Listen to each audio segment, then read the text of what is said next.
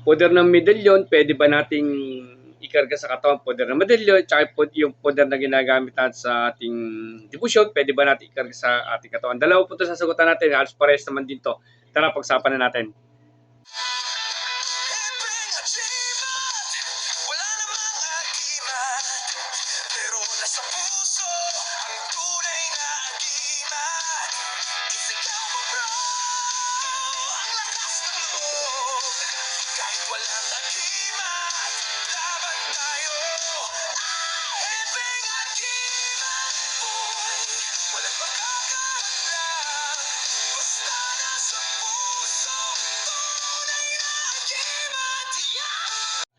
Yun mapagpalang araw sa inyo lahat. God bless at more blessings sa inyo lahat.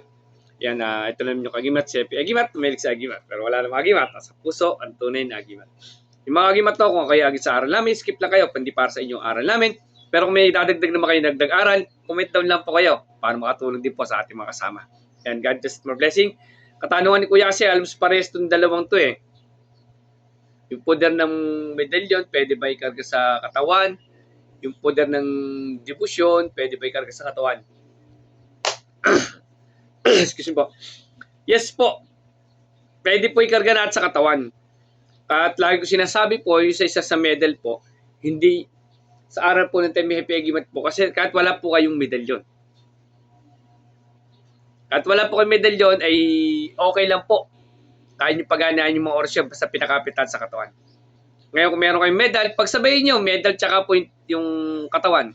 Sa pamamagitan ng katawan, maganda meron kayong tubig din.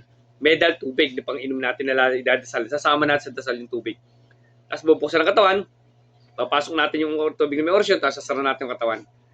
May proseso po tayo niyan na binahagi na po natin.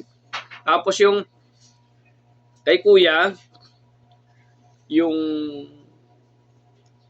debusyon, yung orasyon debusyon, pwede karga sa katawan. Kuya, ang pagdidebusyon po kasi ay pagpapakapit ng orasyon sa ating katawan. Pinapakapit po natin sa katawan natin yung mga orasyon, kaya tayo nagdidebusyon. Kasama yung gamit natin. Pero kung wala naman kayong gamit, okay lang po yan. Sa katawan natin kinakarga po talaga. Ang pinakadamis po talaga, totoo lang sabi sa inyo, ang mga gamit po ay secondary lang po yan, nakakatulong sa atin. Pero hindi po lahat ng gamit ay lahat ng may gamit ay mapuproteksyon ng kayo ng 100% na buong buo na hindi kayo matatablan na para kayo si Superman. Sinasabi ko lagi, kahit wala po kang gamit, kung wala naman kayo masyadong kakayahan, bumili ng gamit, huwag ka na bumili ng gamit. Sayang po ang pera nyo. Mas gamitin nyo sa mas makabuluhan po.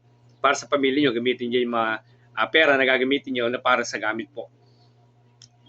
Sa aral po ng Team Happy Agimat, kahit wala kayong medalyon, kahit wala kayong gamit, ay pwede po kayong magkarga ng orasyon sa katawan nyo at protect yourself and your family. Yung sinabi ni Kuya na orasyon ng St. Benny, Traspico, pwedeng ikarga sa katawan din, pwede po. Pero kahit wala kayong gamit, ay pwede nyo rin po ikarga. Kaya payo ko po sa lahat ng mga nag-aaral mo din spiritual, kung wala naman po kayong kakayahan, o hirap na hirap din naman kayo sa buhay, o kumakain 3 beses ang wala masyadong ipon, huwag na po sayangan ng pera nyo, ibili ng gamit. Gamitin nyo po yan sa pamilya nyo sa mas makabulong bagay o pang negosyo nyo, ipunin nyo, kaysa ibili nyo ng gamit. Dahil sa aral po ng Team Happy Agimat, kahit wala kang gamit, pwede mo proteksyonan ang sarili mo at pamilya mo. God bless at more blessings sa inyo.